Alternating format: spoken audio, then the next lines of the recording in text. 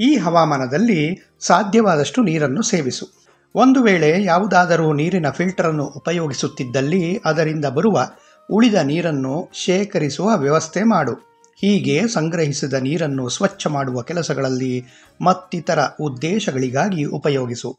ಸಾಮಾಜಿಕ ಜಾಲತಾಣ ಮತ್ತು ದೂರದರ್ಶನದಲ್ಲಿ ಬರುವ ಎಲ್ಲ ಸಮಾಚಾರಗಳನ್ನು ಹಾಗೆಯೇ ನಂಬಬೇಡ.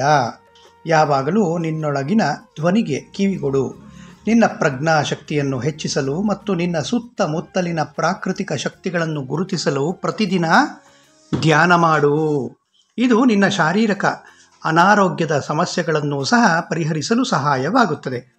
ಆದಷ್ಟು ಕಡಿಮೆ ಮಾತನಾಡು ಮತ್ತು ನಿನ್ನ ಹಸಿವಿಗಿಂತ ಒಂದು ತುತ್ತು ಅನ್ನ ಕಡಿಮೆ ಸೇವಿಸು. ದೇವರೊಂದಿಗೆ ಮತ್ತು ದೇವದೂತರೊಂದಿಗೆ ಮಾತನಾಡಲು ಸಂಭಾಷಿಸಲು ಮೌನವೇ ಭಾಷೆಯಾಗಿದೆ.